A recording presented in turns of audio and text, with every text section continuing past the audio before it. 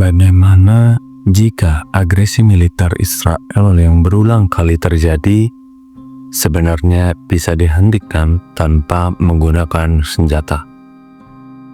Seperti yang pernah dilakukan di tahun 1973, di mana negara Arab Saudi yang dipimpin oleh Raja Faisal pada saat itu berani mengambil langkah ekstrim dan menjadi peran penting dalam menghentikan Israel.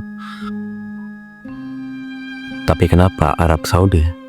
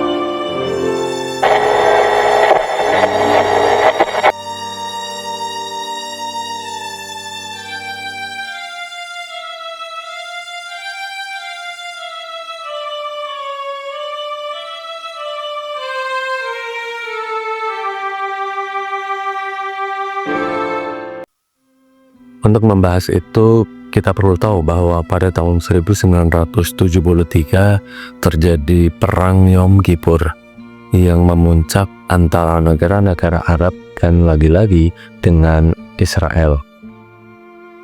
Untuk konteks, gue jelasin dulu tentang Perang Yom Kippur, atau dikenal juga sebagai Perang Oktober 1973. Yaitu konflik besar yang terjadi antara Israel dan koalisi negara-negara Arab yang dipimpin oleh Mesir dan Suriah.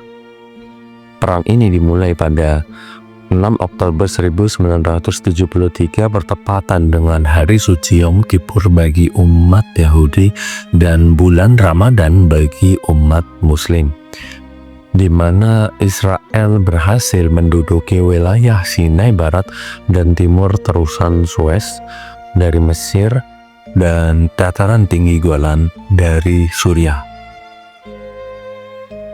Dan saat itulah Raja Faisal yang memimpin Arab Saudi bersama dengan negara-negara Arab melakukan embargo minyak atau penghentian ekspor minyak secara total untuk negara Amerika Serikat dan negara-negara lain yang mendukung Israel.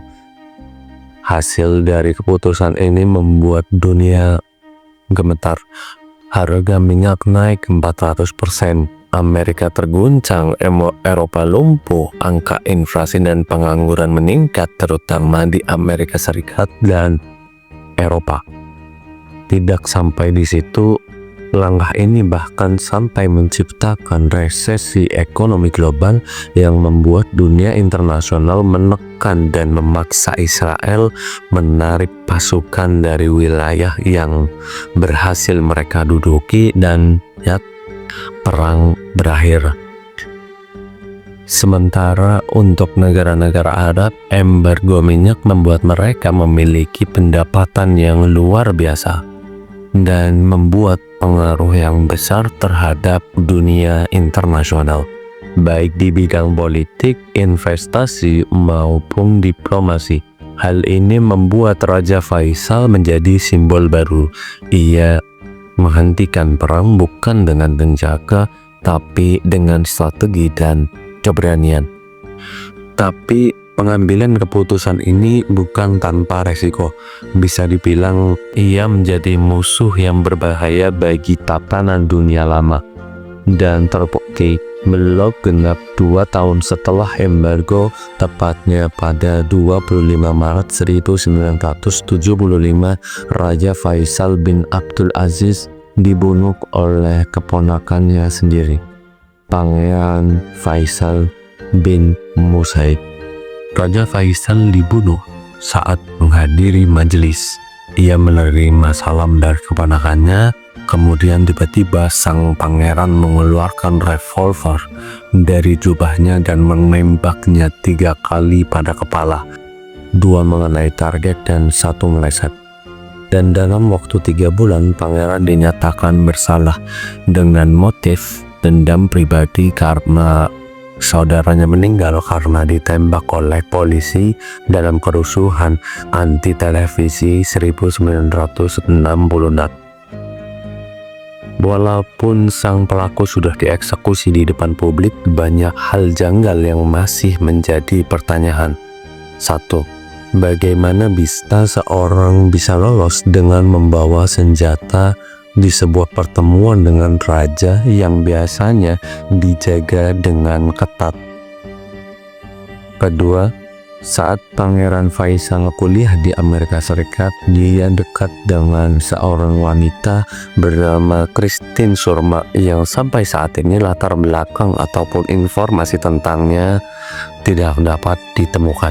Sosok yang sangat misterius dan sangat wajar jika beberapa media menganggapnya sebagai agen intelijen dari Israel atau biasa disebut Mossad. Yang ketiga, surat kabar dari Prancis mengungkap bahwa Pangeran Faisal bertemu dengan agen intelijen asing di Beirut, sementara intelijen Irak dan Suriah menyimpan dokumen lain, bukti komunikasi antara Pangeran Faisal dan agen yang dikenal dengan Sandi Yoram yang diduga kuat sebagai agen Mossad. 4.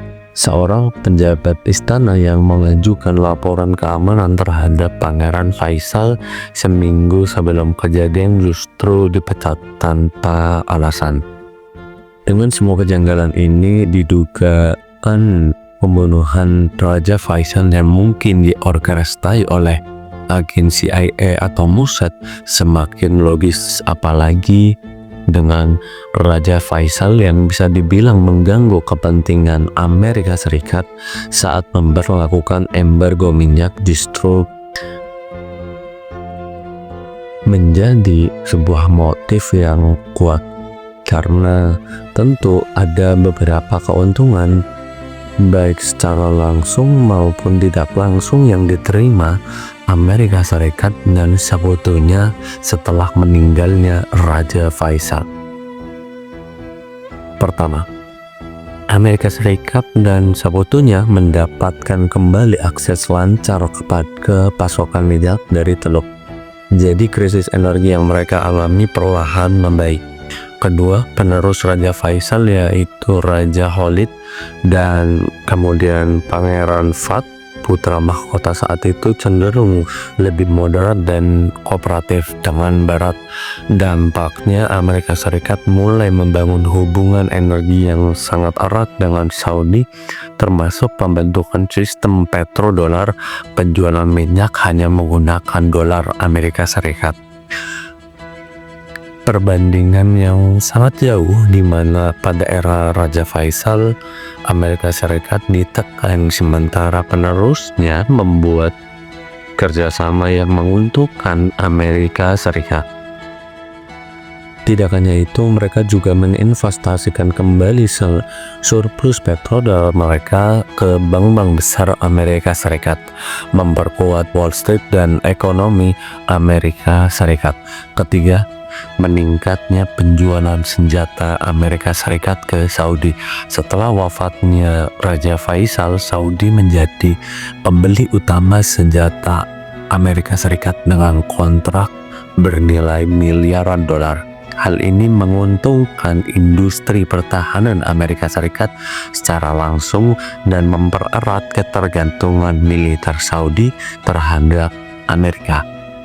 Keempat, pelemahan tekanan terhadap Israel.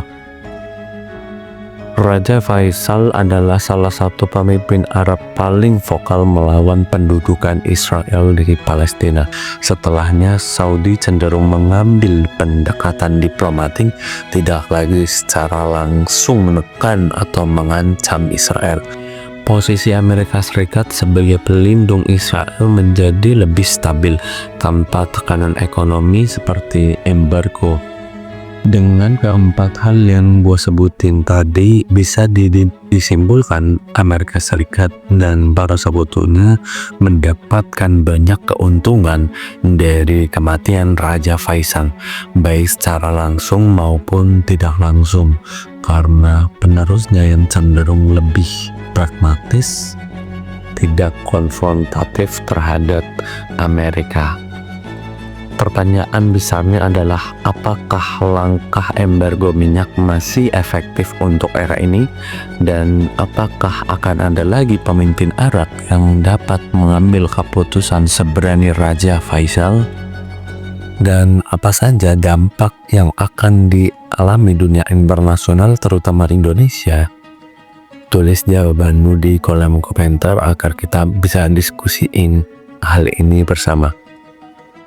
Oke, terlepas dari apapun yang akan kalian tulis atau apapun yang pemimpin dunia akan lakukan terhadap Israel, gua rasa hal itu harus segera dilakukan, karena di tahun ini saja dari Januari sampai September sudah ada 7 negara yang mendapat serangan dari Israel, yaitu tentu saja Palestina,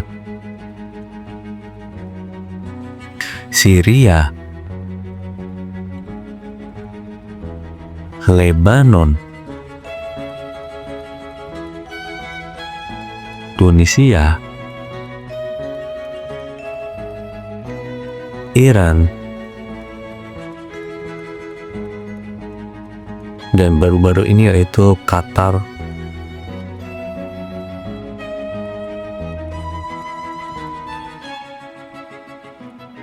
dan Yaman.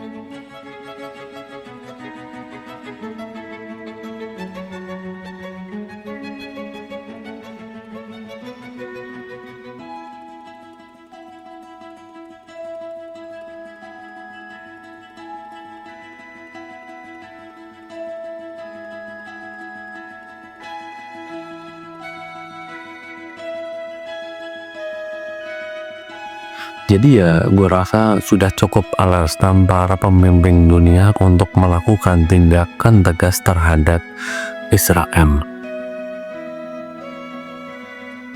Oke, itu aja dari gue. Gue mau beli es doger dulu. Bye-bye.